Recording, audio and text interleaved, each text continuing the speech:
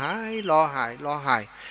จนฝนตกหยุดก็พอดีกับแสงสว่างก็เริ่มจะจับติขอบฟ้าแสงสว่างก็แจ้งขึ้นมาโอ้นางปากหน้าซีดหน้าจางหมดเพราะว่าเลือดมันไหลออกไปโดยสถาติเกิดลูกนั้นเลือดก็ไหลเนาะจนเลือดยุดไหลเลือดผิวเนื้อผิวพรรณก็ซีดจางปากก็ซีดหน้าก็ซีดเศร้าหมองไปหมดแล้วก็ลูกน้อยก็ให้ศรัทธาลูกน้อยคนน้อยก็กินนมลูกน้อยคนที่อายุ2 ขวบก็ให้อยู่กับแม่หั่นแล้วก็นางก็บ่จ้างเนี่ยจะได้ตอนนั้นก็ว่าสามีของนางปกติเขาจะบ่เป็นคนเดี่ยวไหลจะได้ว่าบอกไปตัดไม้ตั้งแต่หัวค่ำมาแปลงที่มุ้งที่บังบาเดียวจนบาเดียวนี้ก็บ่มาหนีไปกลับบ้านไปโค้งบ่ใจนางก็พอคึดอย่างอันใดก็ไปโดยหาว่าเกิดไอ้อย่างขึ้นกับสามีจ้ะบ่ดังโดนมิดจับวะโดนไม้ล้มทับจ้ะแต่คืนมันฝนตกเน้นหนาอีเนาะก็หอบลูกคนน้อยจุงลูกคนใหญ่สะปายโถงเหี่ยเดินไปตามทางที่สามีเดินไปตอนหัวค่ำโอ้ศรัทธาอีป่ออีแม่เดินไปถึงจุ่มหิมจุ่มปวกก็หันสามีนอนคว่ำหน้าอยู่หั่นก็เข้าไปพอปึ๊ดสามีขึ้นมาโอ้บ่มีแล้วศรัทธาบ่หายใจแล้วก็พอว่าเกิดอะไรอย่างขึ้นก็ไปหันอันหอยงูชกจ้ำคืออยู่ที่ขาของสามีก็หู้ได้ทันทีว่าต้องถูกงูเห่าชกแน่นอนก็หันงูเห่าอยู่ในจุ่มปวกหันก็สันนิษฐานได้โอ้ศรัทธาหวังว่าสามีจะยังมีชีวิตอยู่จะได้ช่วยดูแลลูกเต้าตอนนี้สามีก็มาเสียชีวิตไปเห็นแล้วนางบ่มีติปึงไหนแล้วก็เลยได้ตัดสินใจว่าเอาละสามีก็ตายไปแล้วตอนนี้เขาจะเอาหลัวเอาฟืนไหนมาเผาสามีก็คงบ่มีแล้วเนี่ยจะได้ดีก็เลยบอกกับลูกคนเก่าว่าลูกเฮ้ยเขาจะต้องเดินตังไก่แล้วเนาะอีแม่จะพาลูกไปหาปู่หาป่อหาย่าหาตาหายายหาลุงหาตาหายายของลูกที่เมืองสาวัตถีเขาจะพากันเดินปังไปแล้วลูกป่อของลูกตายแล้ววันดาวันตาเขาก่อยมาทำบุญฮือเปิ่นเอาบ่เดียวนี้เขาบ่มีหลัวมีฟืนจะมาเผาแปมไม่ขีดจะกลับก็บ่มีจะฝังจะอย่างเปิ่นก็เนี้ยบ่ได้แล้วลูกขอให้ลูกอภัยให้แม่เนอะก็อุ้มลูกน้อยคนแล้วก็จูงลูกคน2 ขวบนี้ไปเดินมุ่งหน้าไปทางแม่น้ำอจิรวดีเพื่อจะข้ามไปในยังกรุงสาวัตถีสถาไปถึงกลางน้ำไปถึงฝั่งน้ำโอ้ตอนนี้ฝนตกตะคืนหุ่งสถาน้ำก็กำลังมาน้ำก็กำลังนองนางก็เลยพอไปว่ามีบางที่บางจุดที่น้ำบ่พอลึกต่อได้กุ้งแข้งกุ้งขากุ้งอกก็มีเป็นหาดทรายคงจะเดินไปได้อยู่แต่ว่าถ้าจะอุ้มลูกไปตัวจะจูงลูกไปตัวคงบ่รอดแน่คงจะบ่ไหวเพราะฉะนั้นนางก็เลยทิ้งห่อผ้ากับลูกคนเก่าลูกอายุ2 ขวบไว้ที่ฝั่งน้ำอิจิรวดีว่าลูกอยู่นี่รอแม่เนอะก็เดี๋ยวแม่จะอุ้มน้องไปวางอีกฝั่งทางปุ้นก่อนแล้วแม่จะปิกมาหาเนอะลูกห้ามเดินไปเตื่อนะถ้าแม่บักกลับมาแม่บักปิกมาลูกห้ามไปเนี่ยลูกก็ขับผมลูกจะอยู่นี่รอแม่น้องน้อยก็ยืนอยู่หันพ่อแม่อุ้มน้องน้อยแหมคนไปทางฝั่งอันแม่น้ำทางปุ้นสถานางก็อุ้มไปทุลักทุเลน้ำก็กว้างเหี่ยแล้วก็เจียวเหี่ยสถาแล้วก็นางก็อ่อนบ่มีแห้งเนาะคืนนึงเกิดลูกออกมาเสียเลือดบ่พอแล้วฝนตกห้ำแหมเป็นวัดชันยงสถาแต่ว่าความเป็นแม่เนาะก็ฮึดสู้อุ้มลูกไปจนถึงฝั่งทางปุ้นพออุ้มลูกไปถึงฝั่งทางปุ้นเรียบร้อยนางก็เอาลูกวางไว้เนาะละอ่อนเกิดยังบ่ได้ล้างตัวกำเตือเลือดมันก็ติดเนื้อติดตัวเนาะเอาใส่ปกผ้าหั่นมันก็เป็นเลือดแดงปะลึ่งตึงละอ่อนตึงเสื้อปกเพื่อปกผ้านะคะสถาเอาไว้ที่หิมฝั่งนั้นพอไว้เรียบร้อยนางก็ฝั่งเดินทางกลับมาเพื่อจะมาฮับเอาลูกบ่าวคนโตขณะที่นางเดินทางมาถึงกลางน้ำนั้นก็มีความรู้สึกสั่งหอนใจว่าลูก ตังปุ้นจะเป็นจะใดก็เหลียวไปสถาคณะที่นางเหลียวไปนั้นก็หันนกอินทรีตัวหนึ่งเอาบินลงมาบินโฉบลงมาเอาลูกของนางนางก็เอาอยู่กลางน้ำสถาจากเนี้ยใดก็เอิ้นใส่ยกมือโบกไล่แมงอันนกเหยี่ยวนกอันอินทรีนั่นน่ะโบกมือไล่ไปอ่ะยกมือโบกไล่ไปจะไปเอาลูกเปิ้นนะสถานางก็โบกมือเย็บอยู่หันก็ปรากฏว่านกอินทรีตัวนั้นบอกฟังเสียงเลยสถาเฮยบอกกลัวเลยเพราะว่านางอยู่กลางน้ำอยู่ไกลไงแมงนั้นมันจะไปกลัวอย่างถ้ายืนอยู่ห้านี่มันก็กลัวอยู่ค่ะอันนี้อยู่ไกลเนาะมันบ่ได้ยินนางก็เลยนกอินทรีก็เลยโฉบลูกน้อยๆของนางไปโอ้โหศรัทธาต่างหลายจิตใจแม่แทบสลายลงไปบ่หูใจยะจะใดขณะนั้นนางก็ลูกก็โทนถูกนกอินทรีโฉบไปแล้วก็เลยเหลียวมาทางลูกคนที่อยู่ยืนอยู่บนฝั่งลูกน้อยคนนั้น2 ขวบคนนั้นก็คิดว่าแม่ห้องเขาสถาหันแม่ควักมือเย็บแล้วก็เอ็กเกี่ยวขึ้นมาแล้วก็คิดว่าแม่เนี่ยห้องตัวแกละอ่อนน้อยคนนั้นก็เลยเดินลงน้ำไปสถาละอ่อนน้อยคนนั้นก็เดินลงน้ำไปลูกคนเก้าลูกที่2 ขวบก็เดินลงน้ำไปละอ่อน2 ขวบสถาลองกึดพอเถอะถ้าเปียงแข้งเปียงขาเฮาเนี่ยนะละอ่อนมันลงไปวับมันก็จมเลยกะเช่นเดียวกันนั่นสถาเหตุการณ์นั้นที่เกิดขึ้นกับนางคนนี้ก็คือพอเหลียวมาปุ๊บก็ปรากฏว่าลูกคนนั้นเดินลงมาในน้ำสถาแล้วก็จมลงไปต่อหน้าต่อตาสถาเหยสั่นยงอยู่กลางน้ำล่นไปจะช่วยลูกคนเก่าก็ช่วยบัดตันแล้วล่นไปลูกก็ลอยป๊บแป๊บแล้วก็จมลงไปกับสายน้ำที่ยิ่งใหญ่แม่น้ำอจิระวดีที่น้ำกำลังนองกำลังไหลอย่างรุนแรงขึ้นนั้นหายไปกับหูกับตาสถาอีปล่อยอีแม่ลองคิดพอเถอะถ้าเป็นเฮาจะใดนี่นางคนนี้ยืนเข่งอยู่กลางแม่น้ำนั้นสั่นยงอยู่หั่นสถาเฮยน้ำตาไหลจะเป็นสายเลือดไหลอาบแก้มโหยให้จนป้อมบ่มีเสียงให้ตีอกชกหัวตัวเก่าโทษว่าตัวเก่ามีความผิดย้อนเฮาเนี่ยลูกถึงมาตายสามีถึงมาตายให้อยู่กลางน้ำมันพอได้สติขึ้นมานางก็คิดว่าบัดเดี๋ยวนี้สามีก็ตายแล้วลูกถึง2ก็ตายแล้วเฮาเหลือตัวคนเดียวเฮาบ่มีที่พึ่งไหนแล้วเฮาจะกลับไปหาพ่อหาแม่ของเฮาที่เมืองสาวัตถีเดินตัวให้ตัวสถาเดินตัวให้ตัวขึ้นมาจากน้ำขึ้นมาบนฝั่งเดินเข้าไปเดินเข้าไปใกล้จะค่ำแล้วก็ใกล้เมืองสาวัตถีแล้วด้วยความที่นางจากมาหลายปีก็บอกว่าตอนนี้พ่อแม่ของนางเป็นจะได้เนาะก็เลยไปถามคนเนาะไปถามคนที่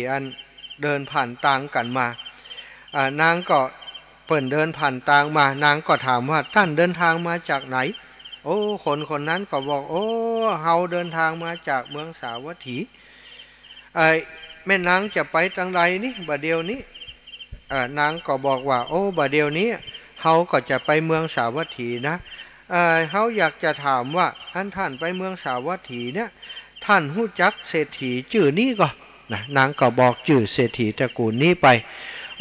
คนนี้ก็เป็นคนที่มีฐานะหลักฐานเพิ่นว่าบัดเดี๋ยวนี้เขาก็ไปร่วมงาน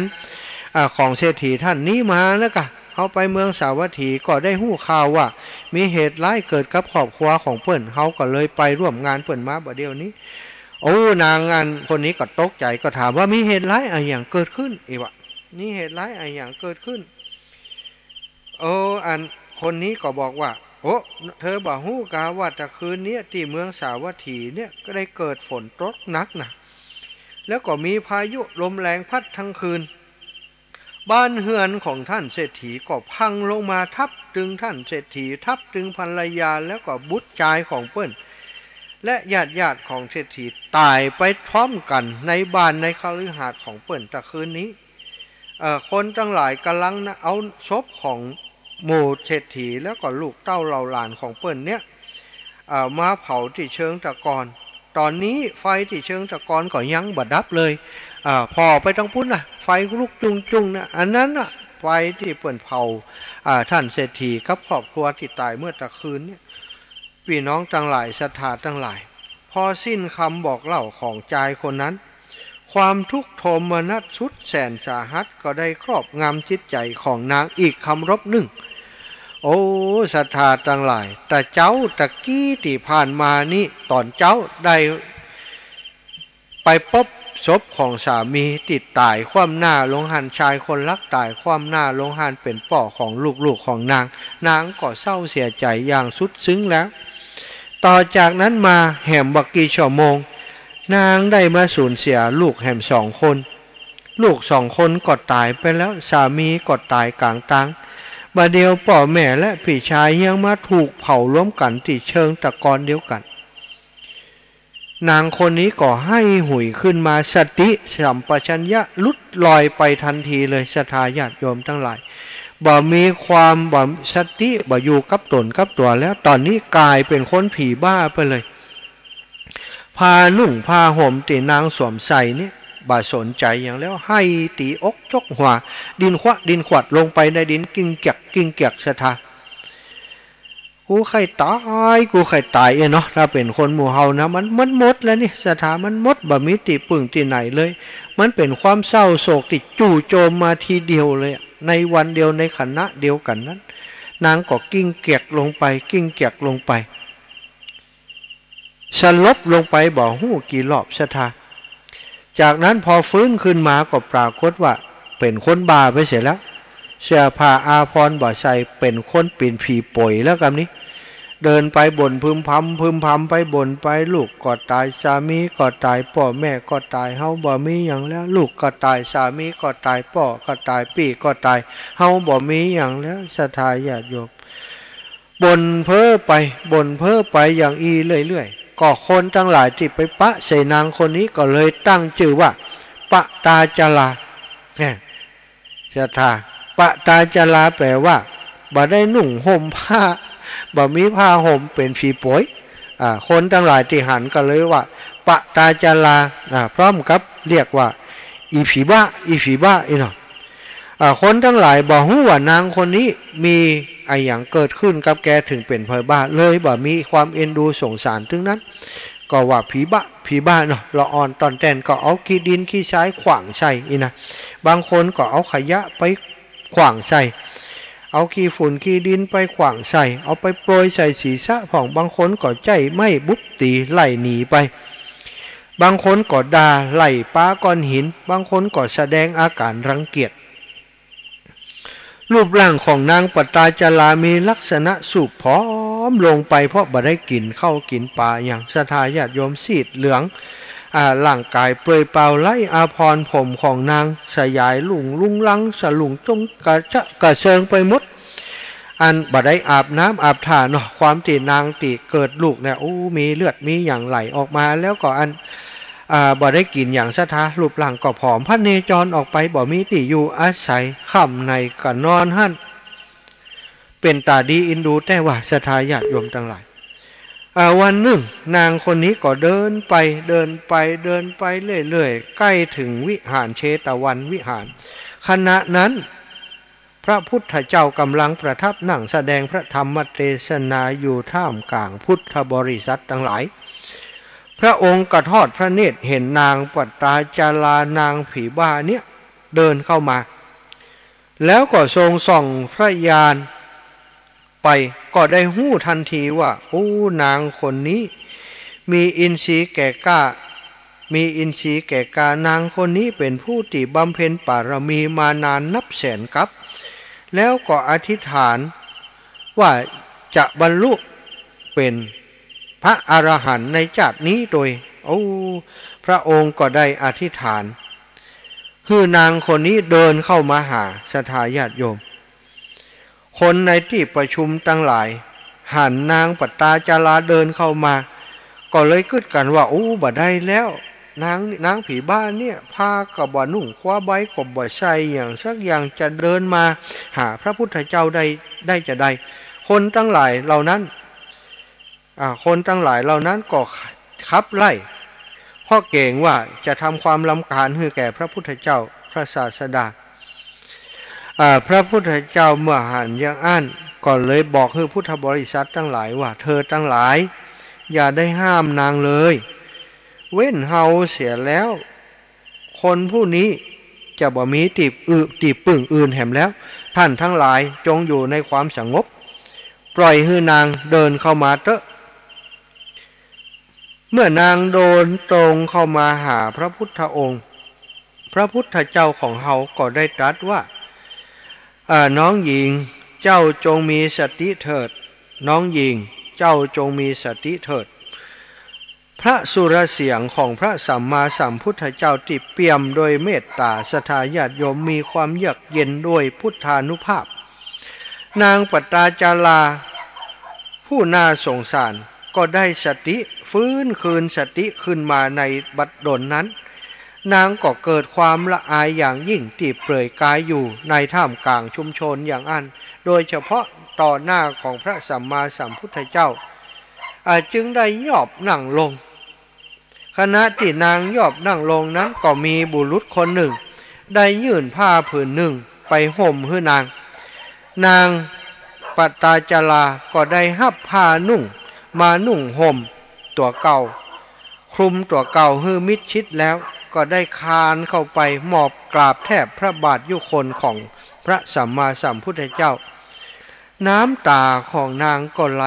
ลงมาเหมือนสายน้ำตาไหลลงมาลดนางได้สติแล้วศรัทธาญาติโยมน้ำตาไหลลงมากราบแทบเท้าของพระพุทธเจ้าแล้วก็ได้ทูลพระองค์ว่าข้าแต่พระองค์ผู้เจริญโปรดเป็นที่พึ่งของข้าพระเจ้าโดยเถิดบัดเดี๋ยวนี้ข้าพระเจ้าข้าพระองค์บ่มีที่พึ่งที่ไหนแห่มแล้วเยี่ยวตัวหนึ่งได้โฉบเอาลูกคนน้อยของหม่อมฉันไปลูกอีกคนหนึ่งถูกน้ำพัดพาหายไปสามีของข้าพเจ้าของลูกก็มาตายระหว่างทางถูกงูฉกแล้วมารดาบิดาและปิจายของข้าพเจ้าก็ถูกเฮือนพังทับตายด้วยกันพวกญาติก็ถูกเผาด้วยกันบนเชิงตะกอนเดียวกันพระเจ้าข้าพระพุทธองค์ได้ทรงสดับเรื่องราวทั้งหลายทั้งสิ้นจากที่นางเล่าถวาย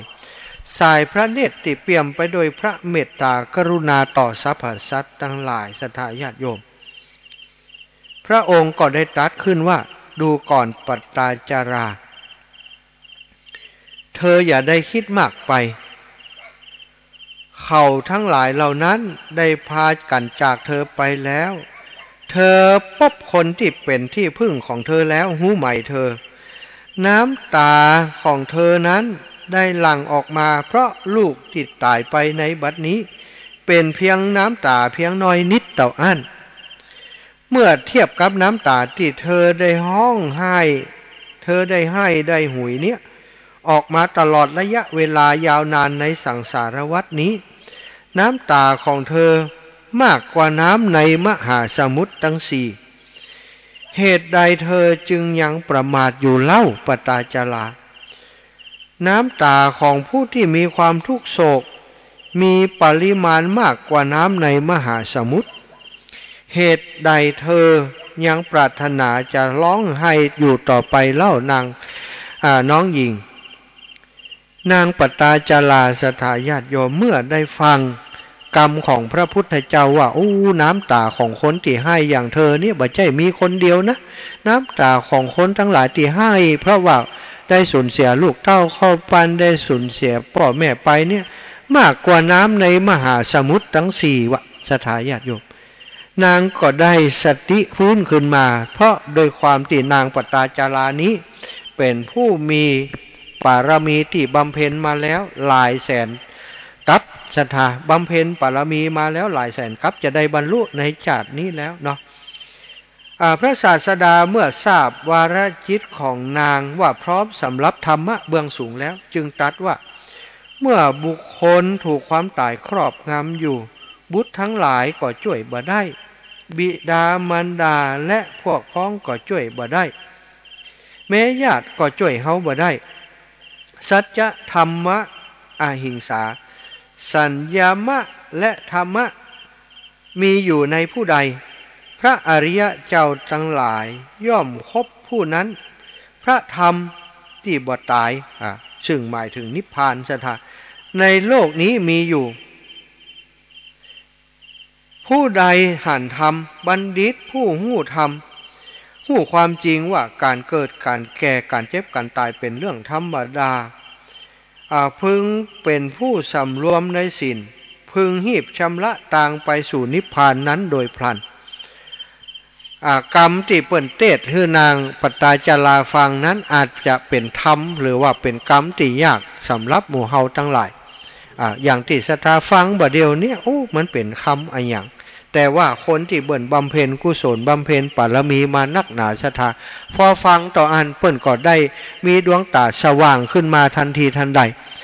สิ้นสุดพุทธวจนะหรือว่ากรรมที่พระพุทธเจ้าได้ตรัสออกไปนั้นนางปัจจาราก็มีความเข้าใจทันทีว่าสิ่งใดสิ่งหนึ่งมีความเกิดขึ้นสิ่งนั้นทั้งมวลล้วนมีความดับไปเป็นธรรมดาเป็นสิ่งเดียวกันเป็นธรรมอย่างเดียวกันอย่างที่พระอัสสชิได้ฟังศรัทธาญาติโยมทั้งหลายพอเปิ่นได้ฟังพระพุทธเจ้าอย่างอันเปิ่นก็เกิดความเข้าใจขึ้นทันทีว่าสิ่งใดก็ตามเมื่อเกิดขึ้นแล้วสิ่งนั้นทั้งมวลก็ย่อมดับไปเป็นธรรมดาลูกของเปิ้นเกิดขึ้นมาแล้วก็ต้องตายธรรมดาสามีก็ต้องตายธรรมดาพ่อแม่ก็ต้องตายเป็นธรรมดาตัวของเปิ้นเองก็สักวันก็ต้องตายเป็นธรรมดาแล้วเปิ้นก็มาพิจารณาถึงเรื่องความทุกข์ที่เกิดขึ้นในจิตในใจว่าความทุกข์ที่เกิดขึ้นใดสุดท้ายมันก็ดับเป็นธรรมดาอันนี้มีสติขึ้นมาแล้วศรัทธานางก็บังเกิดดวงตาหันธรรมเป็นพระโสดาบันได้ทูลขอบรรพชาอุปสมบทพระพุทธเจ้าก็ทรงให้ภิกษุณีนำไปอุปสมบทณสำนักภิกษุณีบวชแล้วนางปัตตาจาราก็บำเพ็ญวิปัสสนาอยู่เนืองเนืองก็ได้บรรลุธรรมชั้นสูงขึ้นยิ่งขึ้นทุกวันมีอยู่วันหนึ่งเมื่อกลับจากบิณฑบาตท่านภิกษุณีรูปนี้ก็ตักน้ำล้างตีนศรัทธาหันสายน้ำที่ลาดลดลงไปแล้วซึมลงไปในดินหายไปพอลดลงไปครั้งที่สองที่สามน้ำนั้นก็ไหลไปไกลกว่าเดิมเล็กน้อยแล้วก็ซึมลงดินหายไปจึงได้กำหนดการไหลของน้ำมาเทียบกับอายุไขของสัตว์ทั้งหลายก็พบว่าคนเฮาบางคนตายขณะอยู่ในวัยเริ่มต้นหรือว่าปฐมวัยอย่างลูกของเปิ้นคนแรกศรัทธาบางคนก็เริ่มตายในวัยกลางคนคือมัชฌิมวัยศรัทธาพี่น้องบางคนอยู่ในวัยทำงานอยู่เนี่ยได้เกิดโรคเกิดภัยขึ้นบางทีเกิดอุบัติเหตุตายลงไปนี้เปิดห้องว่าตายไปในวัยกลางคนและบางคนก็ตายในขณะวัยที่แก่ชราแล้วก็คือปัจฉิมวัยอย่างคนเฒ่าคนแก่ที่เพิ่นตายจากเข้าไปศรัทธาทั้งหลายพระพุทธเจ้าตอนนั้นขณะนั้นพระองค์ประทับนั่งอยู่ในพระคันธกุฏีก็ทรงแผ่พระราชมีไปปรากฏเป็นเหมือนกับว่าพระองค์ได้ประทับยืนอยู่เฉพาะหน้าของท่านภิกษุณีปตาจารานั้นพระองค์ก็เหมือนกับไปปรากฏอยู่ตรงหน้านั้นพระพุทธองค์ก็นิรมิตพระองค์ไปอยู่ที่หน้าของนางปตาจาราแล้วก็ได้ตรัสขึ้นว่าเป็นอย่างนั้นแล้วปตาจาราเอ๋ยสัตว์ทั้งหลายนั้นล้วนมีความตายเป็นธรรมดาผู้ใดเห็นความเกิดและความดับของเบญจขันธ์ก็คือขันธ์ห้าอีป่ออีแม่ทั้งหลายรูปเวทนาสัญญาสังขารวิญญาณผู้ใดเห็นความเกิดดับแห่งเบญจขันธ์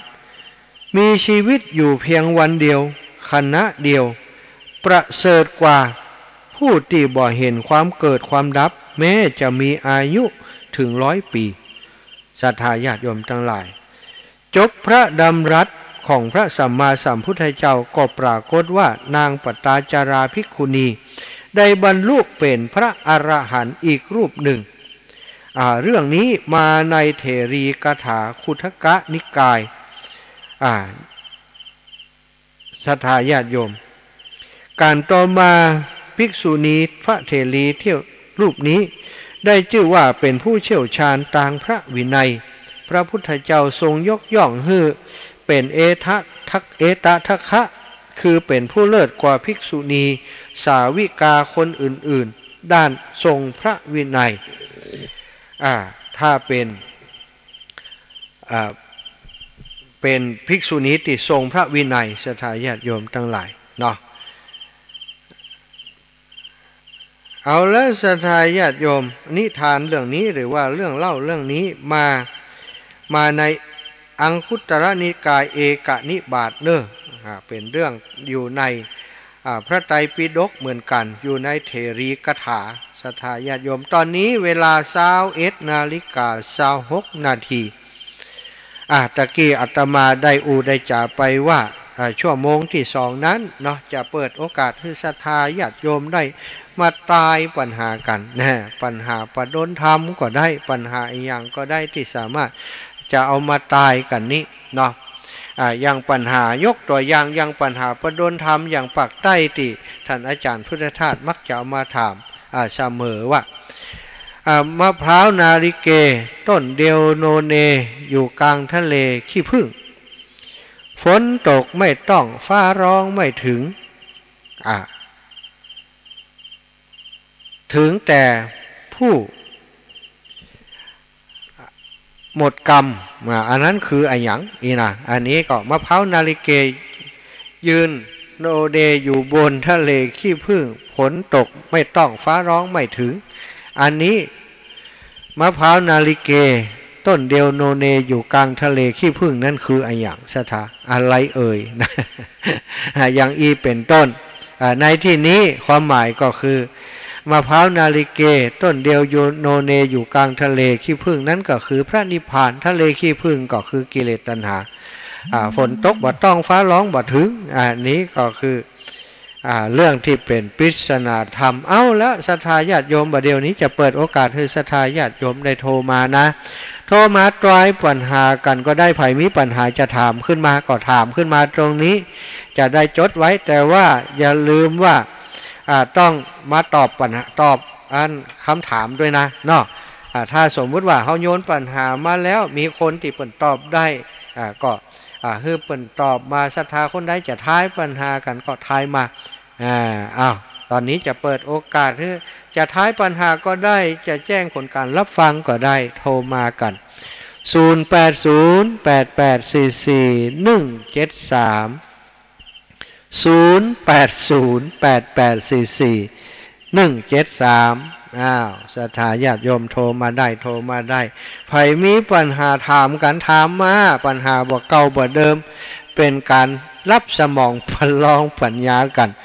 อาตมาจะได้จดปัญหาไปโดยวันหน้าจะได้เอาไปทายศรัทธาญาติโยมในรายการอื่นๆต่อไปทายกันเข้ามาได้เนอะฟังจากทางใดแม่นิดกรสวรรค์บ้านโป่งหนองเวียงปะเป้ามาเป็นสายแรกเลยเจริญพรโยมแม่นิดแจ้งผลการรับฟังหรือว่าจะตายปัญหาว่ามาเลยก็เข้าใจอยู่เนาะเจ้าการเกิดการตายเนาะเจ้าแม่ธรรมดาปะเจ้าการเกิดการตายอินดูเนาะแต่ว่า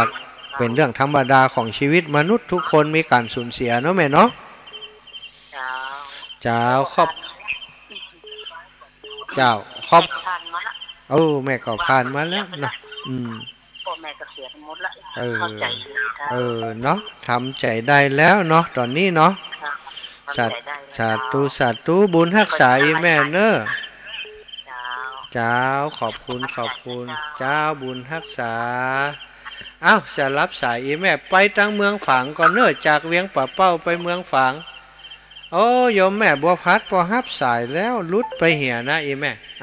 อีแม่บัวพัดสงสัยจะมีคำถามดี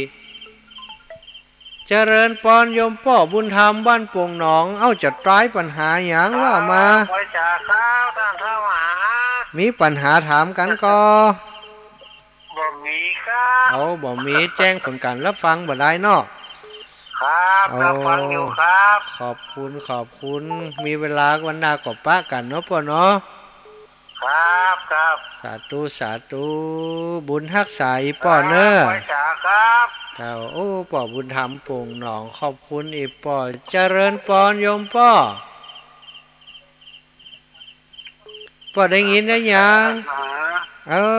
ว่ายังไดจะถามปัญหาหรือว่าแจ้งผลการรับฟังถามยังนะท่านถามก็ได้โลหมดแล้วนากะมีปัญหาบักเก่าขอบคุณไปสาธุท่านเด้อสาธุ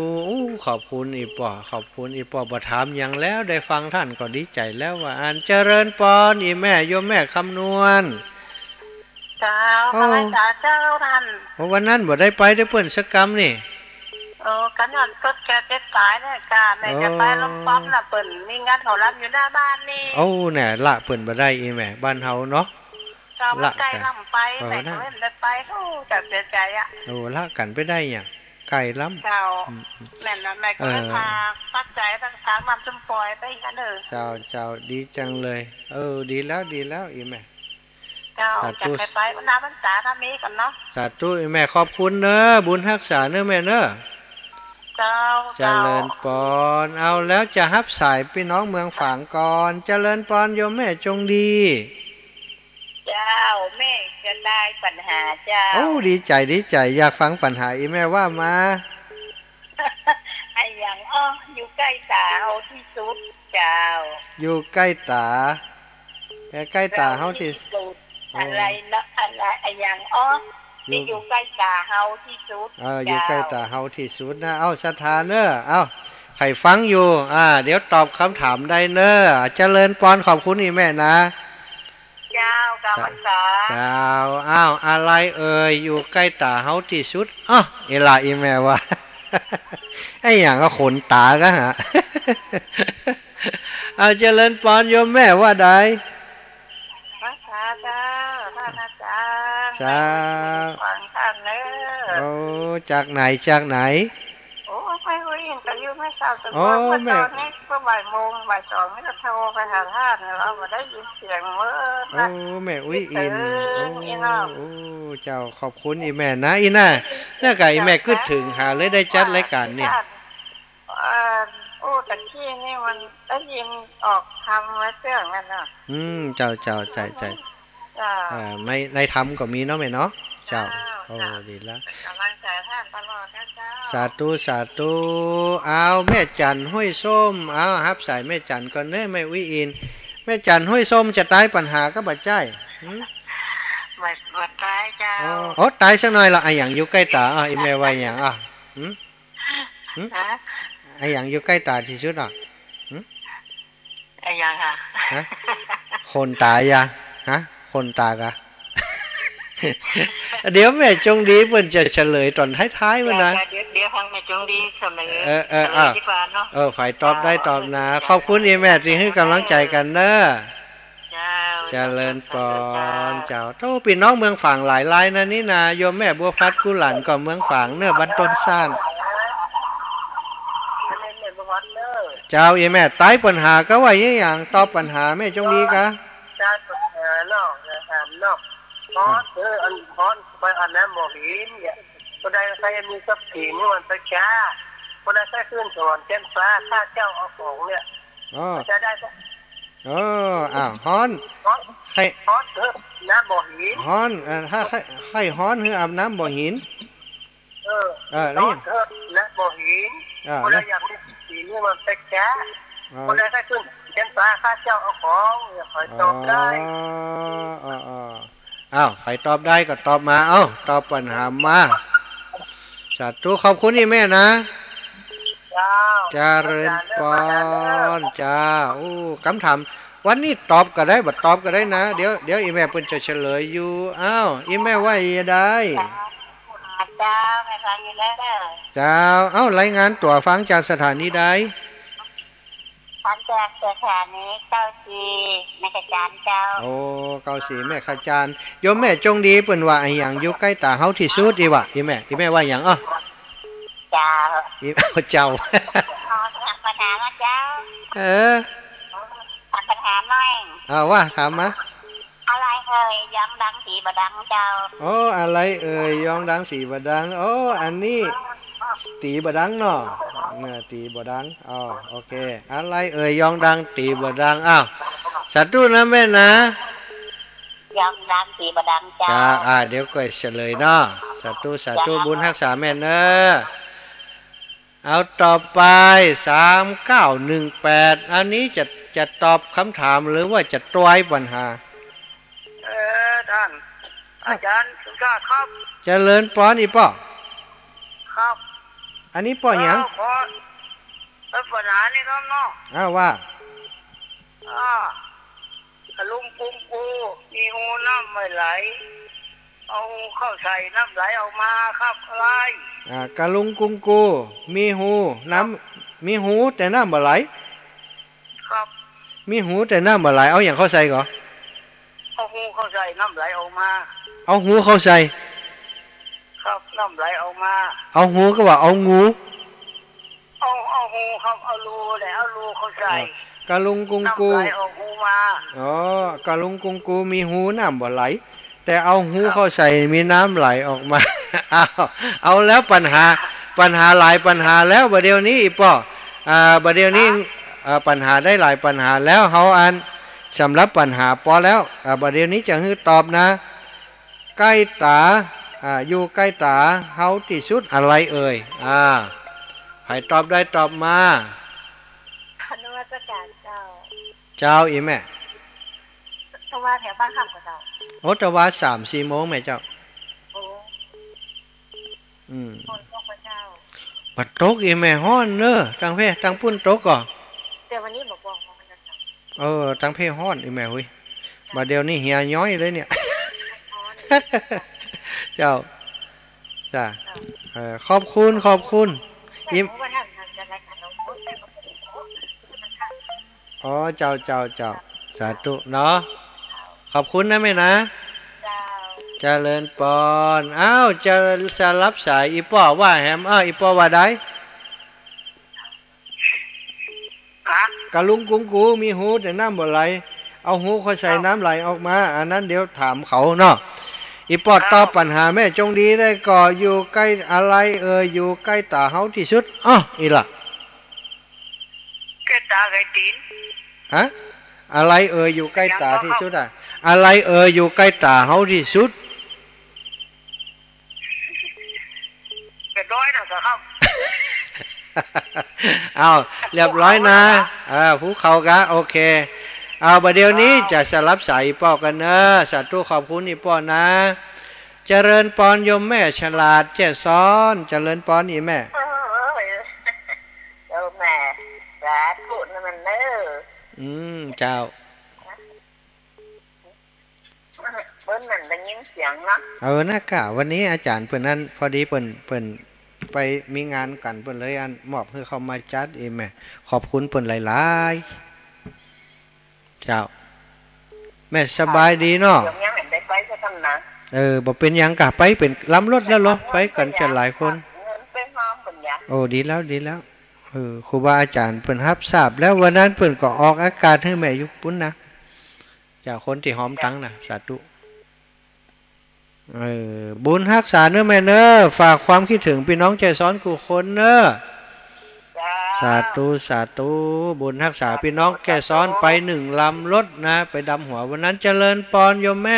ม่สายทองเขาตอบจ้านะขอตอบแม่บ้านเทียนยองดังสีบดังแม่ตาก็จะโอ้น่าจะแม่นนะ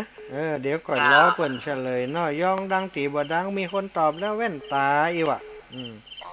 แว่นตาเนาะขอบคุณอีแม่นักเจ้าสาธุ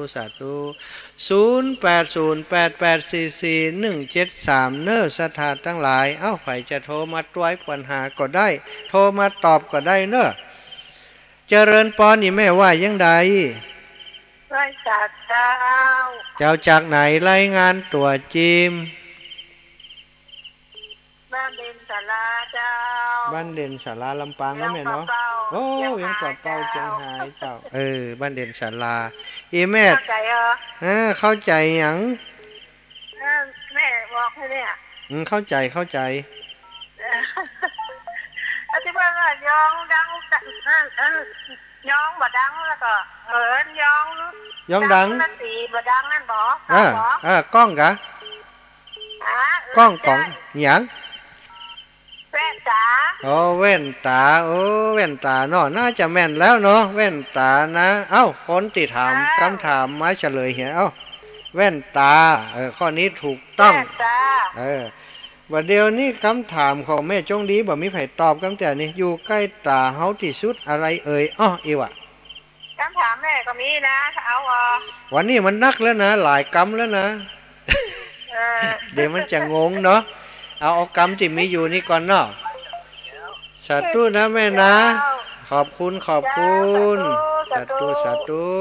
เจริญปอนแม่สีดาคนงามเวียงปะเป้าว่าจะได้อีแม่เจ้าจะได้ปัญหาอย่างเปิดนะเจ้าตัวมากะจะตอบของไผของแม่จงดีกะ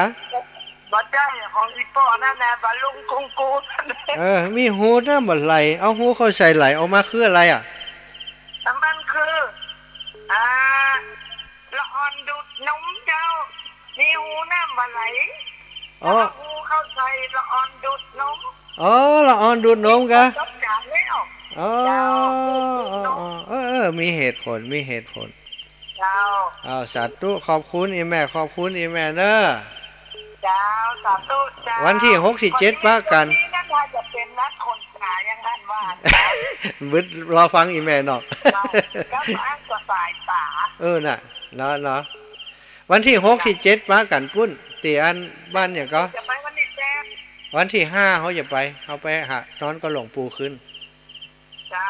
หนูจะไปวันที่8จ้าดีละสาธุแม่สีดาคนงามเวียงปะเป้า3918คนติดบะลุงกุ้งกูนะอีป่อนี่4686เจริญปอน4686ไหว้ศาลเจ้าตั้งวันพี่ก็ไง4686แม่มะลิวันแหละมะลิวันวิเคราะห์งามกะพี่เคราะห์งานพี่เคราะห์งามก็ว่างานแม่งานเจ้างานเนาะเจ้าวันนั้นแม่ก็ไปเนาะเจ้าแม่ขอบคุณหลายๆไปที่น้องสาวเจ้าดีที่แม่เอาไปบริจาคเจ้าคนพี่น้องจำได้ละมันยิงหมดแล้วมี6พี่น้องแม่ยิงมัดเนาะคือเงาเนาะแม่ก็ไปลำปางก็แม่ก็ไปบ่อยเนาะเนี่ยแม่สอนนั่นพัดลำปางเจ้าวันนาก็มาหาเนอะเขาอยู่เนี่ยใกล้เนี่ยแม่ก็ไปเอวบ่อยแล้วเจ๊สอนที่ไปเอ็นปูนะเจ้าขอบคุณอีแม่วันนี้อีแม่จะตายปัญหาก็นี่ว่าจ้างตายเนาะบ่เป็นยังบ่เป็นชัดเจนดีเจ้าขอบคุณแม่มะลิวันเนอะสาธุขอบคุณอีแม่เนอะบุญรักษาเจ้า3918อีป้อว่าได้แม่นกะดูดนมกะแม่นแล้วกะเดี๋ยวขอท้ายน้ำคำเลยท้ายก็ว่ามาก็ได้ฝนน่ะนะจ้าเขาน้อยอะไรตอบมาโอเคเดี๋ยวคือคนอื่นตอบขอบคุณนี่ป้อคือคนอื่นตอบเจริญปอนแม่สีทอนไม่สาเจ้าท่านนะเสียงวันนี้เนาะเจ้าอีแม่เฮานี่อีแม่จะตายปัญหาตอบปัญหาแม่จงดีว่าใดตัวแม่ตานะจ๊ะมันก็ถูกต้องแล้วแม่ตาน่ะบ่ใจใกล้ตาเฮาที่สุดนะจ้า แว่นตานะกะเจ้าโอ้ตีบดังยองดังก็แว่นตาอยู่ใกล้ตาที่สุดอีแม่ว่าแว่นตาอ้อนี่เขาถ่าเขาโอ้เจ้าอีแม่ขอบคุณสาธุขอบคุณอีแม่ติดตามตั้ง Facebook ตัวนะอีแม่นี่เก่งขนาดนะขอบคุณขอบคุณเจ้าแม่บุญรักษาเอาแล้วคนงามแห่มคนหนึ่งเอาแม่ยายพรติดแล้วยายพรแม่ยายพรเล่นเปิดวิทยุดังนี่กะอีแม่ปิดยุก่อน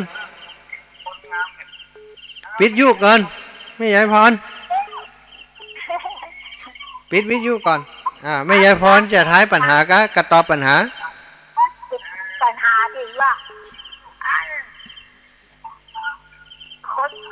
อยู่ใกล้ตาน่ะอย่างแม่มันจะมีอย่างนี้แต่พระพุทธธรรมพระสงฆ์นี่แหละโอ้อะไรพระพุทธธรรมพระสงฆ์เนาะรัตนตรัยโอเคแม่ยายพรตอบแล้วแล้วก็พระพุทธธรรมพระสงฆ์จ้าดีขอบคุณแม่ยายพรสาธุโอ้วันนี้ได้หลายสายนะนี่นะแม่ยายจันฟองอีแม่เจ้าฟังอยู่เนาะฟังอยู่ตั้งใดก็อีแม่นี่มันปงร้อนจะโฮมนะแกโอ้ปงร้อนจะโฮมฟังจากสถานีวิทยุปงร้อนกะนี่เดี๋ยวอันนี้ได้หมอกดอยหมอกมาถึงเพศเนาะดอยหมอกสถานีจะโฮมฟังจากดอยหมอกขอบคุณอีแม่เขาว่าจะไปเอวหามได้ไปเต้าเดียวแม่เฮ้ยทำไมแป๊ะเนาะให้หัวยังแม่หมดแล้วว่ะโอ้ขอบคุณอีแม่อารมณ์ดีวันนี้เจ้าวันนี้ได้ปัญหาหน่อยเน้อว่ามะมีแม่ลำมีปอมีแม่บ่มีปอมีปอลำมีแม่มีแม่บ่มีปอบ่มีปอบ่มีปอมีปอบ่มีแม่อันยังมีแม่บ่มีปอมีปอบ่มีแม่อีเนาะแน่กำลังใจแน่สาธุขอบคุณเจ้าโอ้อีปอนี่ขยันมาเฮ้ออีปอน้อยฝนนี่อีปอจะตอบกะอย่างเงี้ยปอน้อยฝนม่วนนะตอบปัญหาถามปัญหาเนาะปอน้อยฝนอีปอว่าใดอีปอจะตอบกะตอบอย่างเขาตอบก่อนครับเอาเลยตอบเลยเขาตอบก่อนเนาะให้เขาตอบกันปอฟังโทรมาได้กะเขาตอบก่อนถ้าเขาตอบได้ยังจะตอบหมดโอเคอ้าววางสายปอบไว้ก่อนเจริญปอนโยมแม่ไหวสายเจ้าท่านมาหาโยมแม่เกี้ยงแม่อยู่อำเภอลีบ้านบวกเจ้าบ้านลีเนาะบ้านบวกเนาะบ้านบวกลีละปูนไม่หลงบวกบ้านบวกลีละปูนฟังชัดเจนนี่เนาะแม่เนาะชัดเจนนี่เจ้าสถานีอย่างแค่ก็รอปัญหาบอกเว้นบ่เป็นยังเป็นกำลังใจให้กันก็ได้เนาะแม่เนาะขอบคุณนะไว้สายเจ้าบุญรักษาเจ้าแม่เจริญปอนโยมแม่รัตดาจากอำเภอจูนพะเยากราบไหว้สาเจ้าแม่ไม่ได้ฟังมั้งนะท่านนักการได้ฟังแล้ววันนี้พอดีครูบาอาจารย์เพิ่นติดงานกันอีแม่เจ้าจกดีเนาะจกดีนี่ยายธรรมะเนาะได้ฟังปัญหาเพิ่นก็ตะกี้จำปัญหาได้พ่องก็จำได้เหมือนกันนะเจ้าแม่ว่าคนตาอย่างนะเจ้านักการอยู่ใกล้ตาเขาที่สุดนี่นะเขาก็ว่าคนตานะเดี๋ยวฟังโยมแม่จงดีเฉลยเนาะแม่เนาะสาธุนะสาธุขอบคุณนะมีคำถาม1คำถามคือของแม่จงดีว่าอยู่ใกล้ตาเฮาที่สุดอะไรอยู่ใกล้ตาเฮาที่สุดนี่นะแล้วก็ไข่ฮ้อนอาบน้ำบ่อหินไข่มีอยู่มีกินเนี่ยอย่างก็ตะเกีย คำถามยาวไงเขาจดบัดตันนะแล้วก็อะไรเอ่ยตีบ่ดังยองดังอีวะฮะตีบ่ดังแต่ยองดังเอายองดังเจริญปอนโยมแม่สีทอนแม่นก็เจริญปอนนี่แม่ฮะสีเนี่ยแม่สีแม่ยังก็แม่สีทอนจมฟองนะกะแม่สีทอนจมฟองอีแม่จะตอบปัญหาถ้าถึงวันไหนถึงกี่โมงตะวันเขาถึง3-4 โมงแล้วแม่4 โมงเย็นแล้วก็ตะวันนะลูกเชียงใหม่มานะแม่สีทอนที่เขาป้ากันตะวันเนาะแม่เนาะกำใจไม่ได้ป้าที่ใจหรอป้าตะวันแหมคนอันเขาป้าที่อันหลับปูวันตะวันตะวันเนาะตะวันลูกต้องว่าจะไปหลับปูเนี่ยหลังดูอย่างเงี้ยเล่มได้ไว้หาแม่กำใจละได้ว่ามาได้ครับนาตีว่านาตีว่าพูดจัดจ้าไอ้ลูกปนันตีนะปนันตีปลาเมี่ยงนะนาตีน่าจะลาบมีนะจ่ายนันตีกับคนฝั่งไอ้ฮันหูจักกะพี่นันตีเก่งมาตายนะนันตีนะเปิดขับรถตู้นะเจ้าเดี๋ยวนี้เปิดขับรถตู้เปิด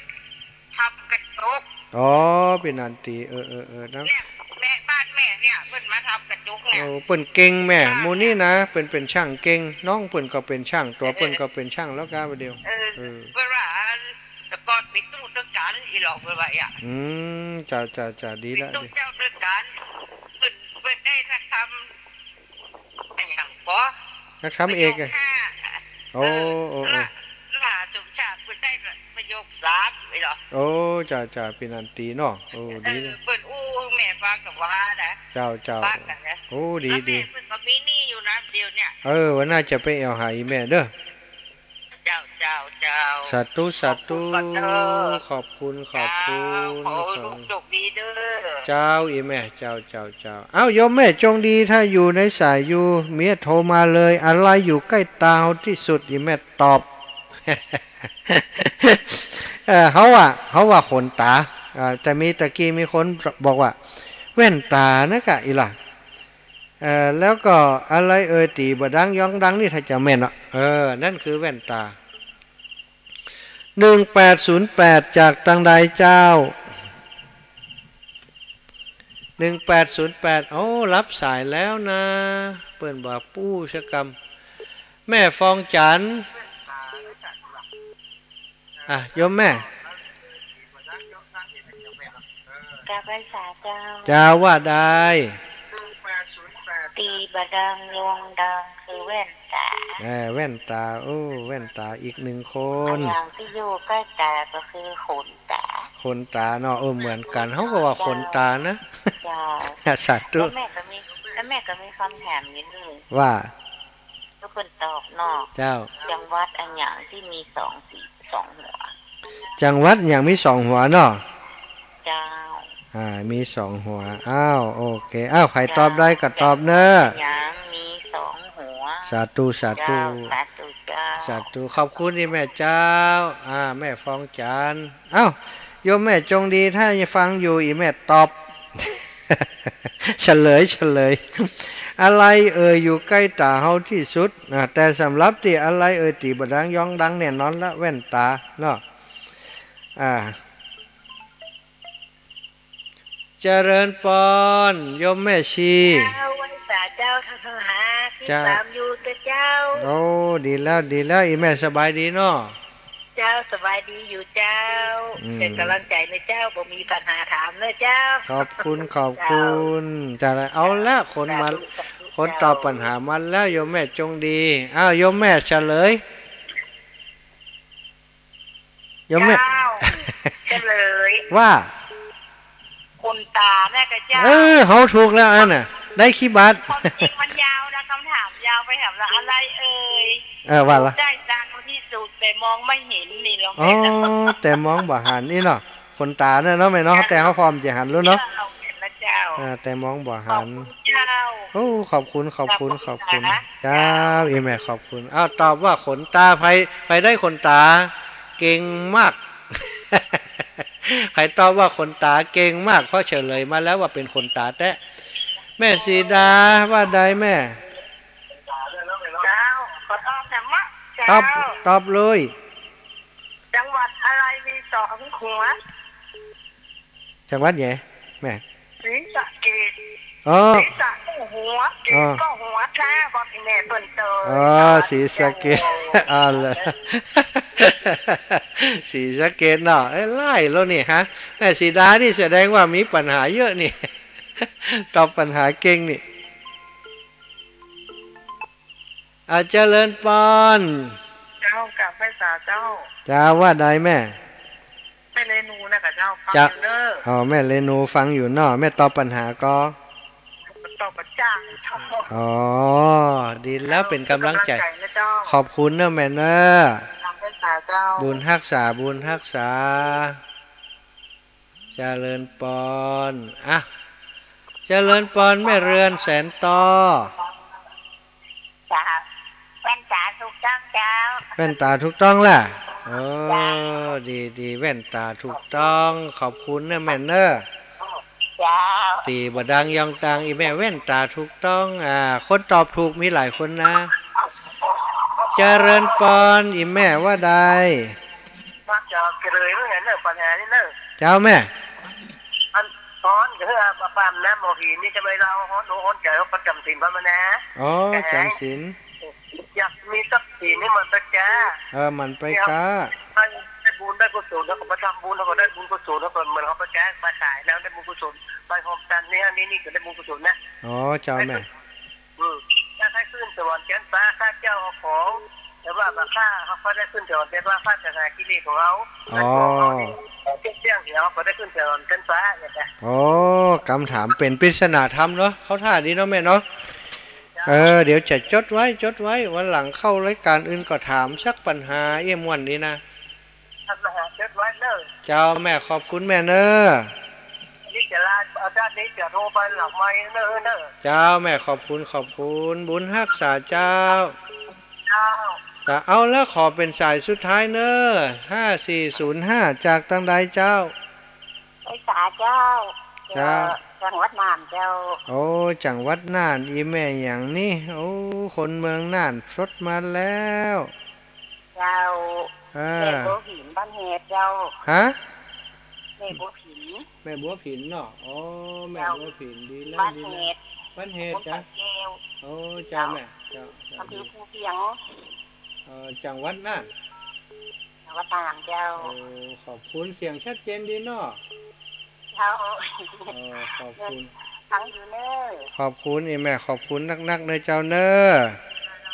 เจริญปอนเอาละศรัทธาญาติโยมอาตมาเวลาหมดเวลาก็ขอให้ทุกท่านทั้งหลายจงมีแต่ความสุขความเจริญเนอจัตตารโอธรรมาวัฏันติอายุวันโนสุขัง